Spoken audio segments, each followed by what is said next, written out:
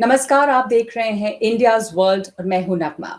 इस हफ्ते के इंडियाज़ वर्ल्ड में एक बार फिर चर्चा चीन और उसके विस्तारीकरण की नीति की। जैसे-जैसे चीन का विस्तारीकरण बढ़ रहा है, उसमें आक्रामकता आ रही है, वैसे ही हम देख रहे हैं कि राष्ट्रवाद का सुर वहां पर और तेज हो रहा है और ये एक खतरनाक मोड़ पर अब आ गया है। अगर आप हाल की घटनाओं को देखें, जैसे कि ताइवान को लेकर चीन का जो आक्रामक रवैया रहा है, वो काफी खतरनाक है। तो सवाल ये है कि क्या ये क्षेत्र जो है वो युद्ध का अखाड़ा बन सकता है? और अगर यहाँ पर कोई युद्ध ना भी हो तो भी लगातार स्थिति जो है वो अस्थिर बनी हुई है। और इससे ये सवाल उभरता है कि किस दिशा में देश बढ़ रहा है, किस दिशा में विश्व बढ़ रहा है, कैसे यहाँ पर का संतुलन बिगड़ेगा या उस पर क्या असर पड़ रहा है, भारत के लिए कितनी चिंता है, अमेरिका और चीन के जो रिश्ते हैं उस पर क्या असर पड़ रहा है। इन तमाम बातों पर हम इस एपिसोड में, इस अंक में चर्चा करेंगे। मेरे साथ इसके आंकलन के लिए जुड़ रहे हैं वारफ के चेयरमैन संजय जोशी। संजय, बहुत बहुत स्वागत है आपका। और हम बात करेंगे एक बार फिर चीन और उसके विस्तारीकरण की नीति की। हमने देखा है कि ताइवान का जो नेशनल डे हुआ उसके ठीक पहले एक बार फिर शी जिनपिंग ने इस बात को दोहराया है कि ताइवान का चीन के साथ एक बार पुनर्एकीकरण जो है वो आवश्यक है, वो हर हाल में होगा। हालांकि वो इससे शांतिपूर्ण तरीके से करने की बात कर रहे हैं, लेकिन आक्रामकता बढ़ी है। जो चीन की सॉर्टीज ताइवान के एयर स्पेस में घूमती हुई नजर आई हैं। ताइवान के प्रधानमंत्री ने कहा है कि इस सैन्य कार्रवाई से उनकी राष्ट्रीय सुरक्षा को पर बहुत असर पड़ता है और इंडो पैसिफिक क्षेत्र में अस्थिरता बढ़ती है, तनावपूर्ण स्थिति बनी हुई है। सवाल ये मैं आपसे समझना चाहती हूँ कि अमेरिका का इसमें क्या रुख रहेगा। अमेरिका ने चीन को ये कहा कि वो रिस्ट्रेन रखे, लेकिन साथ साथ जो बातचीत हुई है अब तक उसमें ये भी कहा गया है कि जो ताइवान नीति रही है उसका वो पालन करेंगे, अमेरिका उसका पालन करेगा। हम जानते हैं कि शी जिनपिंग और प्रेसिडेंट बाइडेन की मुलाकात भी होने वाली है शायद साल के अंत में। तो ये जो थोड़ा नरम थोड़ा गर्म ये जो चल रहा है, इससे चीन और अमेरिका के रिश्ते, इस क्षेत्र पर असर, इंडो पैसिफिक की अस्थिरता, इन तमाम चीजों को आप कैसे देख रहे हैं?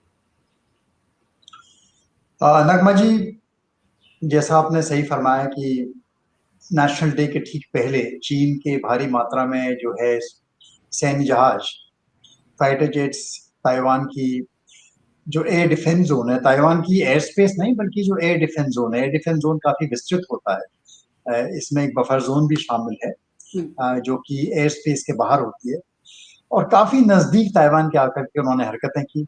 मैसेज बड़ा साफ देना चाहते थे ताइवान को, क्योंकि ताइवान का नेशनल डे भी आने वाला था कि संभल करके प्रेसिडेंट जाई भाषण दें और चीन देख रहा है ताइवान किस तरफ जा रहा है। ताइवान किसी भी हालत में, ताइवान की आजादी हमें मंजूर नहीं है, ये मैसेज बड़ा उनका क्लियर।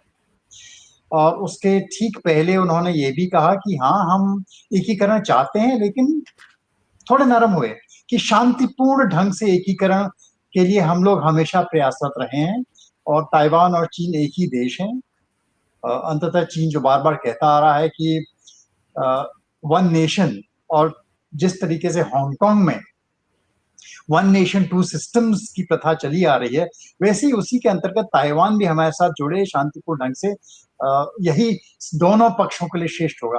तो एक प्रेशर ताइवान पर बनाना चाह रहे हैं, लेकिन देखिए असर उल्टा होता है, क्योंकि हांगकांग में जैसा हमने देखा पिछले कुछ 6-7 महीने में, जिस तरीके से चीन ने वहां पर कार्रवाई की है और एक तरीके से जितनी वहां पर डेमोक्रेटिक टेंडेंसीज थी, हांगकांग में प्रजातंत्र का एक तरीके से गला घोटने का प्रयास चीन द्वारा बराबर किया गया, तो उससे ताइवान के लोगों में भी जो रुख है, जो जो जो उन्हें लगता है कि ये one nation two two systems का अगर हांगकांग वाला हर्ष हमारा होना है तो सवाल ही नहीं है। तो उसमें जो प्रेसिडेंट जाई की जो जो हाथ है वो अधिक मजबूत होते हैं। इस तो धमकी की बजाय इसका उल्टा असर होता है जो ताइवान जो चीन ने हांगकांग में किया हुआ है। लेकिन देखिए ये सब नरम गरम चल रहा है एक तरीके से। अगर आप देखें, आपने खुद ही कहा कि प्रेसिडेंट बाइडेन और प्रेसिडेंसी की हो सकता है बात हो इसके साल के अंत तक।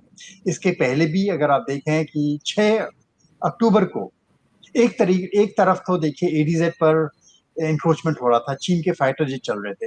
दूसरी तरफ जो है व्हाइट हाउस के जो नेशनल सिक्योरिटी एडवाइजर हैं जेक सलिवन और चीन के जो यांग ज़ेची हैं, उनकी आपस में बातचीत ज़ूरिख स्विट्जरलैंड में हो रही थी। पूरी बहुत बृहद बातचीत हुई। उसके बाद 8 अक्टूबर को एक वर्चुअल मीटिंग हुई है यूएस ट्रेड रिप्रेजेंटेटिव कैथरीन ताई और चाइनीज जो वाइस प्रीमियर है लिू ही के बीच में, जिसमें पुनः एक तरीके से जो ट्रेड पॉलिसी है यूएस की और जो झगड़ा चला आ रहा है ट्रम्प के जमाने से, जिसको बरकरार रखा है बाइडेन ने, जो टैरिफ्स हैं सब बरकरार हैं। चीन बार बार प्रेशर डाल रहा है कि टैरिफ्स हटाइए, हमारे ऊपर जो सैंक्शंस लगाए गए हैं वो हटाइए। इसके बारे में ही बातचीत हुई और यही सिलसिला चलते चलते हो सकता है कि दिसंबर आते आते एक समिट मीटिंग हो प्रेसिडेंसी और बाइडेन के बीच में। तो नरम गरम हाँ दोनों तरीके से बात चल रही है। दरअसल देखिए चीन जो है, चीन वास्तव में अगर आप चीन का रुख देखें, चीन का जो एक सुरक्षा का दृष्टिकोण आज है वो बहुत एक व्यापक दृष्टिकोण बनता जा रहा है। वो सिर्फ इसको सिक्योरिटी तक सीमित नहीं रखता है, वो इसको हर चीज में, चाहे वो ट्रेड हो, चाहे वो टेक्नोलॉजी हो, हर क्षेत्र में उसका विस्तार करते जा रहा है। और जब चीन अब आगे आकर के निगोशिएशन करता है तो इन सभी चीजों को लेकर के वो अपने कार्ड्स कहीं ना कहीं कुछ दिखाता है, कुछ खोलता है और मैसेज पर जैसे हम पिछली बार भी दे रहे थे, चीन बड़ा साफ मैसेज दे रहा है कि हमारा सिस्टम जो है वो आप लोगों के सिस्टम से ज्यादा श्रेष्ठ है। आप कुछ भी कहते रहिए, आप वेस्टर्न वैल्यूज की बात करते रहिए, आप किन्हीं भी वैल्यूज की बात करते रहिए, लेकिन चीन का एक अपना सिस्टम है जो कि चीन का कहना है कि जो जितने हमारे संगी साथी हैं उनके लिए अधिक श्रेष्ठ होगा। अगर हमारे रास्ते पर दुनिया चलेगी तो ज्यादा श्रेष्ठ होगा। तो एक बड़ा clear clash of cultures, clash of civilisations, clash of ideologies हम देखते आ रहे हैं, जिसका एक व्यापक रूप है। जी। आपने जैसा अभी बताया कि ये नरम-गरम चलेगा और हमने देखा है कि जेक सलिवन और यांग जैशी की बात भी हुई है, उसके बाद शिखर बातचीत वार्ता भी हो सकती है। इस दौरान ताइवान की तरफ से बहुत ज़ोर-शोर से इस बात को दोहराया गया है कि वो चीन की आक्रामकता के आगे नहीं झुकेंगे। राष्ट्रपति ज़ाई वेन ने ये बात को बार-बार कहा है, वो काफ़ी मुखर होके ताइवान अपने पक्ष को रख रहा है। आपने बताया कि कैसे वो डर है कि हांगकांग वाली स्थिति जो है वो ना हो जाए यहाँ पे। लेकिन ये सवाल है कि दुनिया के बड़े देशों से ताइवान को इस समय कितना समर्थन मिल सकता है? उनका जो रुख है वो क्या रहेगा? अमेरिका का हम देख रहे हैं कि थोड़ा-सा अभी बहुत एक तरफ अमेरिका कहता है कि चीन रिस्ट्रेन रखे, ताइवान की वो मदद भी करते हैं कि वो जो सेल्फ डिफेंस है उसमें वो मजबूत रहे। ताइवान की अहमियत बहुत है ग्लोबल सप्लाई चेन में, ताइवान का सामरिक महत्व है इंडो पैसिफिक एरिया में जो बदलते हुए समीकरण हैं, इन सबको देखते हुए ताइवान जैसे हम कह सकते हैं सॉवरेनिटी के लिए, उसकी स्वतंत्रता के लिए दुनिया के देश क्या मदद दे रहे हैं, दे सकते हैं, उनके रुख में उनका रुख क्या है इस समय? देखिए ताइवान को लेकर के चीन बार बार अमेरिका को ललकारता आ रहा है और जहां तक उसकी आप पॉलिसी देखें ताइवान को लेकर के, वो बिल्कुल बरकरार रही है, कितने सालों से बरकरार रही है। और ये जब आपके 1972 से देतान की जो प्रक्रिया शुरू हुई थी चीन और अमेरिका के बीच में, उस समय आपको याद होना चाहिए कि अमेरिका ताइवान को रिकॉग्नाइज करता था, जी पीपल्स रिपब्लिक ऑफ चाइना को रिकॉग्नाइज नहीं करता था। जी जी सिक्योरिटी काउंसिल में भी उसके पहले ताइवान था, चीन नहीं था। लेकिन निक्सन के जमाने से जब इंटीग्रेशन की बात होने लगी कि चीन को कैसे ना कैसे दुनिया के साथ मिलाना है, इसको एक रूपता, एक सिस्टम के अंदर लाना है जो ग्लोबल सिस्टम है, वहां से बात शुरू होकर के धीरे धीरे चीन का इंटीग्रेशन शुरू करने की पहल अमेरिका ने की। ताइवान का जो रिकॉग्निशन था वो चीन को दे दिया गया। 1989 1979 में आते आते अमेरिका ने भी चीन के साथ फुल डिप्लोमेटिक जो रिलेशंस थे वो कायम कर ली। तो तब से स्थिति वही की वही, जो कंडीशंस थी उस रिकॉग्निशन की यही थी कि वन कंट्री जो है, वन चाइना पॉलिसी वो बरकरार रहेगी और वन चाइना में जो चीन है, जो मेनलैंड चाइना है, वही रिकॉग्नाइज्ड है और ताइवान एक उसका अलग थलग पड़ा हुआ प्रदेश है जिसको चीन इंटीग्रेट करने की कोशिश कर रहा है। तो चीन ने अपनी जो स्थिति है उसमें आज तक कोई परिवर्तन नहीं किया है, उसको वो रिकॉग्निशन मिला, वो छोड़ने को तैयार नहीं है। बार-बार उसी बात को दोहराता रहता है, उसी बात पर ललकारता रहता है। पर चीन किस हद तक जाएगा ताइवान ये एकीकरण करने के लिए, क्या वो बल प्रयोग करेगा? इसके बारे में अभी भी बहुत प्रश्न हैं। और प्रश्न जो दूसरा प्रश्न है कि यदि वो बल प्रयोग करता है, तो अमेरिका किस हद तक जाकर के ताइवान का साथ देगा, कहां तक जाएगा, और आज की स्थिति में कितना सपोर्ट अमेरिका की जो डोमेस्टिक पॉलिटिक्स है या जो अमेरिका की जनता है, वो आज स्थिति अमेरिका के किसी भी राष्ट्रपति को सपोर्ट करेगी कि वो आगे जाकर के, जब अमेरिका आज बात कर रहा है कि हम दुनिया भर से डिसंगेज हो रहे हैं, पीछे हट रहे हैं, हमको जो है दूसरे डिस्टेंट वॉर्स के हिस्सा नहीं बनना है जो दूर देशों में लड़ाइयां हो रही हैं, तो ऐसी स्थिति में कितना सपोर्ट किसी भी अमेरिकी प्रेसिडेंट को मिलेगा, वो एक बड़ा प्रश्न होता है। जी देखिए ये एक स्थिति बनी हुई है। ना लगता है कि चीन शोर तो जरूर मचाएगा, गीदड़ भपकी जरूर देता रहता है, लेकिन वास्तव में किस हद तक जाएगा? चीन और ताइवान की इकोनॉमी काफी हद तक आपस में इंटीग्रेटेड भी है, उनके आपस में बहुत क्लोज इकोनॉमिक रिलेशंस भी हैं, तो एक बड़ी कॉम्प्लेक्स स्थिति है यहाँ पर। तो ये कह पाना कि एकदम यहाँ पे लड़ाई हो पाएगी, अगले साल होगी, 5 साल बाद होगी, कहना बड़ा मुश्किल है।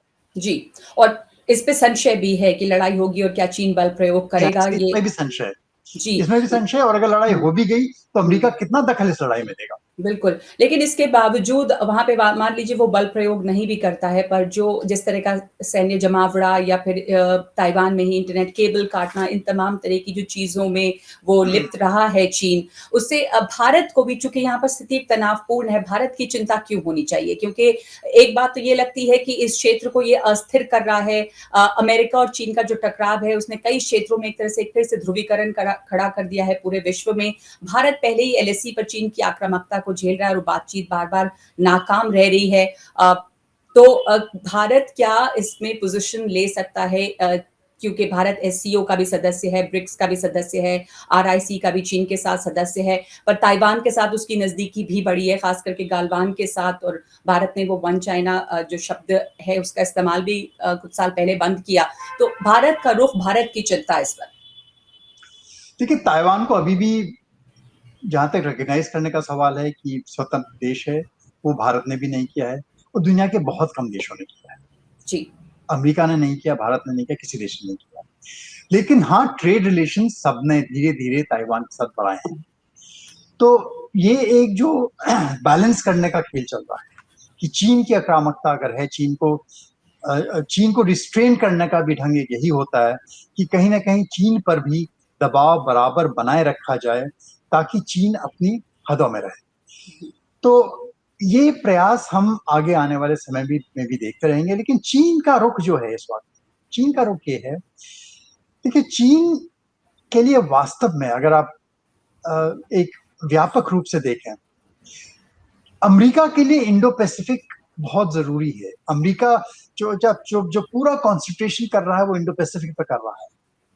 लेकिन जहां तक चीन का प्रश्न है, चीन इंडो पैसिफिक को लेकर के अमेरिका को बार बार ताइवान में ललकारता जरूर रहता है, उसका जो पूरा ध्यान है वहां केंद्रित जरूर रखता है, लेकिन चीन का जो व्यापक दृष्टिकोण है वो इसके बहुत आगे है। चीन आज जो है एक जो उसके पदचिन्ह है वो इंडो पैसिफिक से आगे बढ़ करके वो बहुत एक बड़े एक वृहद व्यापक क्षेत्र में अपना फैलाव कर रहा है।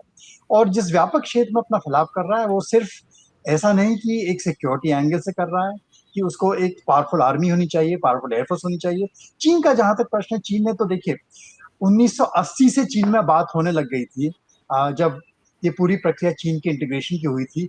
वहां के जो कुछ बुद्धिजीवी हैं उन्होंने लिखना शुरू कर दिया था कि असल में कोई भी देश की शक्ति जो है वो एक व्यापक राष्ट्रीय शक्ति होती है, जिसको वो बोलते थे सांख गोली। व्यापक शक्ति में सिर्फ अस्त्र शस्त्र नहीं होते हैं, सिर्फ ये नहीं होता है कि कितने पानी के बेड़े हैं, आपके पास जहाज कितने हैं, कितने आपके पास मिसाइल्स हैं। व्यापक जो एक राष्ट्रीय शक्ति होती है उसमें बहुत बड़ी संख्या में आपको जरूरी होता है कि राष्ट्र इकोनॉमिक रूप से सशक्त हो, उसके पास संसाधन, चाहे वो मानवीय संसाधन हो चाहे वो रेयर अर्थ हों, चाहे वो और विभिन्न प्रकार के संसाधन हों, उन संसाधनों में सशक्त हो, टेक्नोलॉजी में आगे हो, उसमें हर प्रकार से इन सब चीजों को जोड़ करके एक सांख्यगोली, एक कॉम्प्रिहेंसिव नेशनल पावर बनती है। और धीरे धीरे 1990 आते आते जो चीन का एक ऑफिशियल डॉक्यूमेंट है, उसमें भी यही सोच आने लग गई थी।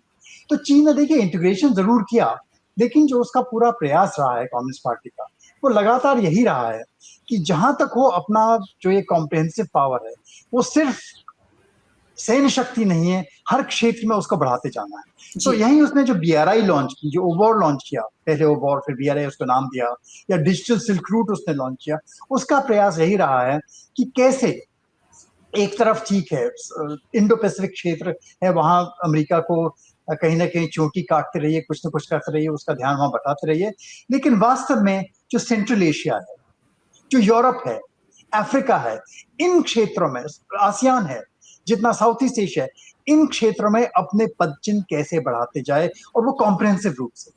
सिर्फ ये नहीं कि उसके ट्रीटी अलायंसेस होंगे, किसी कभी कभी वो उसने कभी सिक्योरिटी की बात नहीं की, लेकिन जो जो उसने बातें की, चाहे वो हमनतोबा में अपना पोर्ट बनाता है, चाहे वो गोदार में उसने आकर के पैर रखी है, वो कराची में समझौता कर रहा है, हर जगह सिक्योरिटी एंगल है, लेकिन उसको ढका गया है एक बहुत ही बृहद जो है एक कॉम्प्रिहेंसिव प्लान बना करके। तो चीन के जो एक व्यापक राष्ट्रीय शक्ति के तहत जो उसने अपने पांव पसारने शुरू किए हैं, उसके लिए वास्तव में अमेरिका और अन्य देशों को साथ मिलकर के बराबरी में कोई रास्ता चुनना पड़ेगा। समस्या ये है कि वो अभी साथ मिलकर के जो चैलेंज है, जो असली चैलेंज बीआरआई को हमको देना है, वो दुनिया के दूसरे राष्ट्र नहीं दे पा रहे हैं, उसको देने की आवश्यकता है। उसमें चर्चाएं बहुत होती हैं, ऑकस में भी, ऑकस में तो नहीं लेकिन क्वाड में चर्चाएं बहुत हुई हैं कि कैसे कई तरीके की चाहे वैक्सीन डिप्लोमेसी हो, चाहे इंफ्रास्ट्रक्चर की बात हो, चाहे टेक्नोलॉजी कोऑपरेशन हो, चाहे सप्लाई चेन्स हो, सबको लेकर के एक वृहद नीति बनाई जाए। लेकिन वास्तव में ग्राउंड पर जहां इन्वेस्टमेंट्स का सवाल है, जहां पैसे की बात है, जहां बात आती है कि साथ मिलकर के कुछ बड़े प्रोजेक्ट्स साथ लगाए जाएं, वहां हम देखते हैं कि उतनी हिम्मत, उतनी शक्ति नहीं आती है। हाँ, सैन्य ताकत बढ़ाने में, मालाबार एक्सरसाइजेस करने में पूरा जोर रहता है, लेकिन बाकी चीजों में जोर कम रहता है। तो ये एक दुविधा दुनिया के सामने है, और अगर चीन का वास्तव में सामना करना है, चीन को अगर वाकई में जो चाइनीज एक सिस्टम का अपना एक्सपेंशन करना चाह रहे हैं, एक नई तरीके की कह रहे हैं socialism for the new era, इसका बोलबाला हो दुनिया भर में। हम लोग, दूसरी दुनिया कहती है डेमोक्रेसी बिल्कुल सर्वोपरि, चीन कहता है डेमोक्रेसी फेल हो गई। हमने अमेरिका में फेल होती देख ली, हमने सब जगह फेल होती देख ली, अब एक नया सोशलिज्म लेकर के आएंगे, चाइनीज कैरेक्टर्स को लेकर के, वो दुनिया में एक नई प्रॉस्पेरिटी लाएगा, वो दुनिया को एक नए क्षेत्र में ले जाएगा। तो इस तरीके की जो बातें चल रही हैं, उसमें एक बड़ा आइडियोलॉजिकल चैलेंज चीन ने फेंका है, और इस आइडियोलॉजिकल चैलेंज के साथ साथ एक ज्यादा व्यापक उसने रूपरेखा बनाई है, जिस व्यापक रूपरेखा को मिलकर उसका सामना करना जरूरी होता है, नहीं तो ये हाफ वे हाउस है जिसमें हम बहुत अधिक कामयाब नहीं हो सकते। तो चीन ने जो ये एक तरह से वैचारिक चुनौती दी है दुनिया को, उसका जवाब अभी आ नहीं रहा है, ना कोई वृहद नीति बन पाई है दुनिया के दूसरे देशों द्वारा जो चीन का ये मुकाबला करे, जिसकी बात आपने की कॉम्प्रिहेंसिव नेशनल पावर, जो चीन हाँ जी, देखिए जब भी बीआरआई की बात होती है, बार बार कहते रहते हैं चीन की ये जो है डेट डिप्लोमेसी चल रही है, डेट ट्रैप में लोगों को फांसते जा रहा है, और जो दूसरे देशों पर कब्जा करते जा रहा है। लेकिन वास्तव में अगर वो देश चीन का पैसा नहीं लें, तो क्या वर्ल्ड बैंक, क्या आईएमएफ, क्या अमेरिका, क्या कोई दूसरी शक्ति आकर के वो इंफ्रास्ट्रक्चर वहां खड़ा करने को तैयार है? तो क्या कोई विकल्प दे रहा है, ये सवाल है। दे रहा है? अगर विकल्प नहीं दे रहा है, तो कई सारे ऐसे देश हैं जिनकी हालत आप खराब है, कोविड के बाद स्थिति बहुत खराब है, और खराब हो गई और बदतर होती जा रही है। तो चीन जो है अपने पांव ऐसे फैलाता जाएगा, पसारता जाएगा। तो कहीं ना कहीं इसका जो बड़ा एक व्यापक चैलेंज है, वो जब तक हम लोग नहीं देंगे, जब तक सारे देश मिलकर के नहीं देंगे, तब तक इस जो चीन की आक्रामकता है, उसको जो एक व्यापक आक्रामकता है, उस पर कंट्रोल पाना उतना मुश्किल जी, हो गया। जैसे आपने कहा कि सिर्फ सैन्य शक्ति के बढ़ाने से इसकी आप इस चुनौती को से आप नहीं निपट सकते और आपने जो कहा कि जो व्यापक रूप से सशक्तिकरण चीन का दिख रहा है कई क्षेत्रों में कॉम्प्रिहेंसिव नेशनल पावर, उसकी एक मिसाल संजय जी दिखाई दी है हाल के दिनों में। मैं उस पर चाहूँगी कि आप एक अपने संक्षिप्त टिप्पणी दें कि ये जो पावर क्राइसिस दिख रहा है और जो चाइना में अगर पावर क्राइसिस होता है, चाइना में अगर एनर्जी क्रंच होता है, तो उसका असर दुनिया भर में दिखता है, चाहे वो ऑस्ट्रेलिया हो, चाहे वो अमेरिका हो, हर जगह। तो फिर से दिखाता है कि चीन की जो अहमियत है ग्लोबल सप्लाई चेन में, वो कितनी ज़्यादा गहरी है। बल्कि जो सेमीकंडक्टर चिप्स की भी समस्या खड़ी हुई, उसमें भी ताइवान की भी अहमियत जो है वो नज़र आई। लेकिन जो वल्नरेबिलिटी है उस वो एक बार फिर से खुलकर सामने आई है। देखिए, एक तो सप्लाई चेन्स की जो सप्लाई चेन्स बनी हैं, ये सप्लाई चेन्स 30 वर्ष लगे हैं इन सप्लाई चेन्स को बनाने में, 30-35 वर्ष लगे हैं। तो ये एकदम इतनी जल्दी टूटने वाली नहीं है, एक तो पहली चीज़ ये है। लेकिन दूसरा, एक देखिए, कोविड का बहुत बड़ा इसमें इम्पैक्ट रहा है। और कोविड की वजह से एक तरीके से जिस तरह से जो विश्व की इकोनॉमी और देशों की इकोनॉमीज़ हैं, वो हम लोग वी शेप रिकवरी की बात करते रहते हैं बार-बार कि हमारी वी शेप रिकवरी हो रही है। वास्तव में रिकवरी वी शेप नहीं है, वास्तव में रिकवरी पिंग-पोंग है, कभी ऊपर जाती है, कभी नीचे जाती है। जी। और इस प्रकार की रिकवरी में जो एक अनिश्चितता आती है, चाहे वो इन्वेस्टमेंट्स को लेकर के अनिश्चितता हो, लॉन्ग टर्म प्रोजेक्ट्स को लेकर के जो एक अनिश्चितता है, वही अनिश्चितता जब ट्रांसलेट होती है वास्तव में, अगर आप क्षेत्र में देखें, फील्ड में देखें, तो यही चीजें होती हैं जो आज आप देख रही हैं, चाहे वो सप्लाई चेन्स क्यों टूट रही हैं। सप्लाई चेन्स टूट रही हैं इस अनिश्चितता की वजह से। कोई भी देश के इन्वेस्टर्स, जब स्टॉकिस्ट जो माल खरीद रहे हैं, बेच रहे हैं, रख रहे हैं, सप्लाई कर रहे हैं, उनको भरोसा नहीं है कि कल डिमांड कितनी होगी, बढ़ेगी कि घटेगी, कोविड फिर से आ जाएगा, थर्ड वेव आ जाएगी, फोर्थ वेव आ जाएगी, क्या होने वाला है। तो स्टॉक पाइलिंग नहीं हुई, चीजें समय पर बनाई नहीं गई, एकदम से डिमांड कूद करके सामने आती है, कोविड की रिकवरी होने लगती है, जैसे मैंने पिंग पोंग चल रहा है, तो एकदम रिकवरी होती है। उसके बाद पता चला कि ना कोयला है, ना आपके पास कंप्यूटर चिप्स हैं। तो कुछ भी ये रिकवरी को सपोर्ट करने के लिए जो रॉ मटेरियल्स हैं, वही अगर नहीं है तो रिकवरी कैसे होगी। तो ये जो एक परफेक्ट स्टॉर्म बन रहा है, इसमें कई चीजें जुड़ रही हैं। Supply chains strategically trade war की वजह से टूटी हैं, एक कारण है। दूसरा ये कि क्योंकि ये पिंग पोंग रिकवरी है, तो उस वजह से जो अनिश्चितता का माहौल, उस वजह से कोई भी तैयार नहीं है, कोई भी निवेशक तैयार नहीं है, किसी के पास स्टॉक्स नहीं है, कोई स्टॉक्स भविष्य के लिए रखना नहीं चाहता है, क्योंकि भरोसा नहीं कि क्या होने वाला है, कि इन्वेंट्री होल्ड करा रहेगा और वो दिवालिया हो जाएगा इन्वेंट्री होल्ड करते करते। तो हर चीज में यही स्थिति हो रही है। अगर आप दूसरी तरफ देखें, एक तरफ कोयला नहीं है, दूसरी तरफ जो पानी के जहाज हैं जो कोयला लेकर के जाते हैं, या जो कंटेनर्स आप कंप्यूटर चिप जिनसे भेजते हैं, उन कंटेनर्स की बात करें, उनकी कीमतों में ऐसी उछाल आई है, सिर्फ कोयला नहीं उछला है, शिपिंग कॉस्ट इतनी ज्यादा बढ़ गई है। तो एक बहुत बड़ा, एक मैं कहता हूँ कई मायने में, एक दूसरा जो फाइनेंशियल क्राइसिस दुनिया के सामने मुंह बाएं खड़ा रहता है, इस वजह से, इस अनसर्टेनिटी की वजह से, उसका भी सामना हमको अगले कुछ वर्षों में करना पड़ेगा। तो ये एक चैलेंज है पूरी दुनिया के सामने, और इस चैलेंज का कोई भी देश अकेले सामना नहीं कर सकता।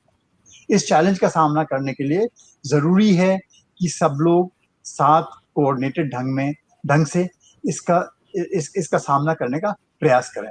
तो देखिए, स्थिति वास्तव में, जैसा आपने कहा, बहुत बड़ी क्राइसिस, चाहे वो भारत है, चाहे वो चीन है, चाहे यूरोप है, सब में आज एक एनर्जी क्राइसिस आ गया और एकदम एकाएक आया। कारण सब में एनर्जी क्राइसिस का वही था।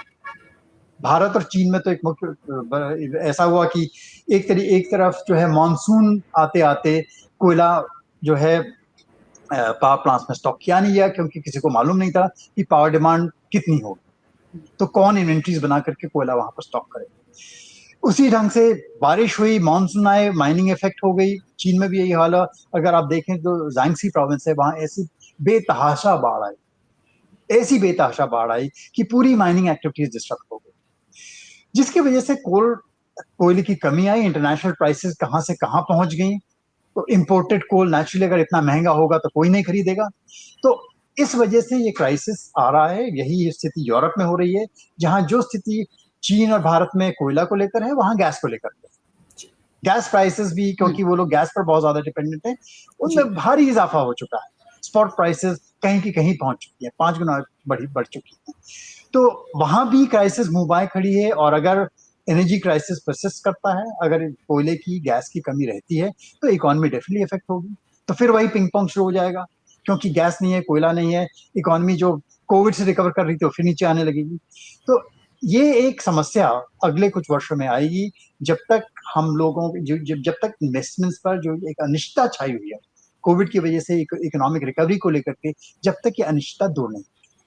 जी, और इस अनिश्चितता को दूर करने के लिए देशों को साथ भी आना पड़ेगा। ये पूरी दुनिया के सामने इस समय एक बहुत बड़ी चुनौती है, ख़ास करके इस महामारी के बाद जब जो अर्थव्यवस्था पे असर हुआ है, उससे उबरने के लिए। बहुत-बहुत धन्यवाद आपका इंडियाज़ वर्ल्ड के इस अंक में। इतना ही, हमारे साथ जुड़ने के लिए धन्यवाद।